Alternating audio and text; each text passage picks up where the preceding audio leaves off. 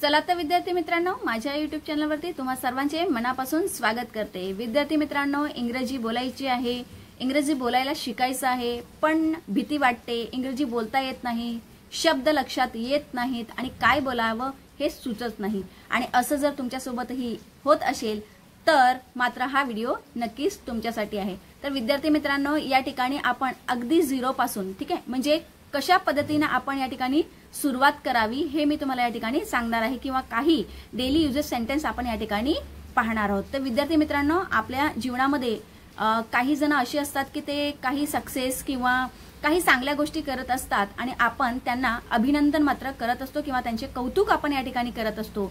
मात्र कौतुक करताना इंग्लिशमध्ये कशा पद्धतीने कौतुक करावं हे आपल्याला समजत नाही, किंवा आपण त्याला जर एखादा मित्र आहे तुमचा जो पूर्ण क्लासमध्ये फर्स्ट आला असेल किंवा चांगले मार्क मिळवले असतील आणि त्याला आपल्याला कॉंग्रॅच्युलेट करायचं आहे, त्याला आपल्याला कौतुक करायचं आहे, त्याचं अभिनंदन करायचं आहे आणि तुम्हाला काही सुचत नाहीये, तर हा व्हिडिओ बघा तुमच्यासाठीच आहे, व्हिडिओ पूर्ण पाहायचा आहे। तर बघा, अभिनंदन किंवा कौतुक करताना आपल्याला एकच गोष्ट लक्षात असते आणि ती म्हणजे कॉंग्रॅच्युलेशन्स, आणि दुसरे शब्द आपल्याला मात्र आठवतच नाही। तर अशा वेळेस आपल्याला इतर शब्दही माहिती असणे खूप गरजेचे आहे। तर आज आपण तेच या व्हिडिओमध्ये पाहणार आहोत। तर बघा, पहिला आहे कॉंग्रॅट्स। कॉंग्रॅट्स म्हणजे अभिनंदन। तर बघा, कॉंग्रॅच्युलेशन्स आणि कॉंग्रॅट्स या दोघांचा अर्थ सेमच आहे, ठीक आहे। कॉंग्रॅट्स म्हणजे सुद्धा अभिनंदन आणि कॉंग्रॅच्युलेशन म्हणजे सुद्धा अभिनंदन। म्हणजे तुम्ही कॉंग्रॅच्युलेशन हा शब्द सुद्धा वापरू शकता व्हॉट्सअप चॅट करताना वगैरे, किंवा तुम्ही कॉंग्रॅट्स सुद्धा या ठिकाणी वापरू शकता। त्यानंतर आहे हार्टी कॉंग्रॅच्युलेशन। हार्टी कॉंग्रॅच्युलेशन म्हणजे हार्दिक अभिनंदन, एकदम मनापासून, ठीक आहे। हार्टी कॉंग्रॅच्युलेशन म्हणजे काय? हार्दिक अभिनंदन। त्यानंतर ब्रेवो हा शब्द तुमच्यासाठी थोडासा नवीन असेल विद्यार्थी मित्रांनो, तर ब्रेवो हा शब्द सुद्धा या ठिकाणी आपण वापरायचा आहे। ब्रेवो म्हणजे शाबाश, वाह वाह। तर अशा पद्धतीने या शब्दांपासून आपण त्याचं कौतुक मात्र या ठिकाणी करू शकतो। त्यानंतर एक्सिलेंट। एक्सिलेंट म्हणजे उत्कृष्ट, वाह काय उत्कृष्ट काम केलंस, ठीक आहे, असं जर आपल्याला म्हणायचं आहे तर आपल्याला एक्सिलेंट या ठिकाणी आपण म्हणू शकतो। त्यानंतर आहे हाऊ ब्युटिफुल, वाह किती सुंदर काम केलंस तू, ठीक आहे। मग हाऊ ब्युटिफुल, किती सुंदर, असं तुम्ही या ठिकाणी अभिनंदन किंवा कौतुक मात्र करू शकता। त्यानंतर आहे हाऊ स्वीट। हाऊ स्वीट म्हणजे किती गोड। पुढचा आहे वंडरफुल। वंडरफुल म्हणजे कमाल आहे, कमाल आहे, किती छान काम केलेलं आहे, कमाल आहे, किती चांगले मार्क पाडलेत।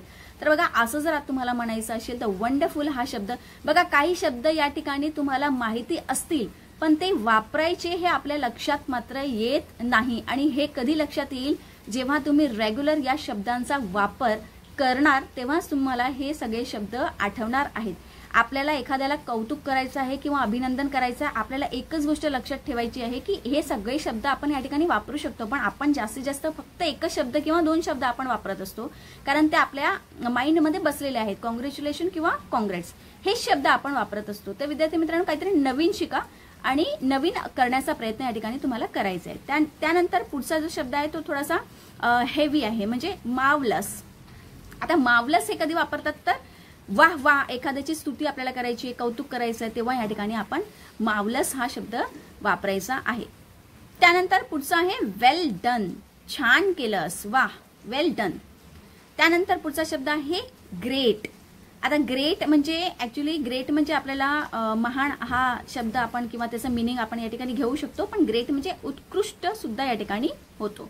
तर बघा, असे वेगवेगळे शब्द आहेत जे तुम्ही अभिनंदन किंवा कौतुक करताना वापरू शकतात, ठीक आहे। तर हे सगळे शब्द तुम्हाला लक्षात ठेवायचे आहेत, आणि जर याचा स्क्रीनशॉट तुम्हाला घ्यायचा असेल तर तुम्ही या ठिकाणी स्क्रीनशॉट सुद्धा घेऊ शकता, जेणेकरून तुम्हाला या ठिकाणी हे सगळे शब्द लक्षात राहतील आणि डेली युजेस सेंटेन्स मध्ये तुम्ही ते वापरू शकता। दैनंदिन जीवनामध्ये जेव्हा तुम्ही इंग्लिश बोलायला सुरुवात करता किंवा इंग्लिश बोलायला शिकता तेव्हा मात्र हे सगळे शब्द तुम्ही वापरून एखाद्या मित्राचं किंवा ज्यांनी सक्सेस किंवा काही चांगलं काम केलेलं आहे तर त्यांना आपण अभिनंदन किंवा कौतुक त्यांचं हे शब्द वापरून करू शकतो, ठीक आहे। तर भेटूया पुढच्या नेक्स्ट व्हिडिओमध्ये, आणि काहीतरी नवीन आपण या ठिकाणी डेली युजेस सेंटेन्स पुढच्या व्हिडिओमध्ये घेऊन येणार आहोत।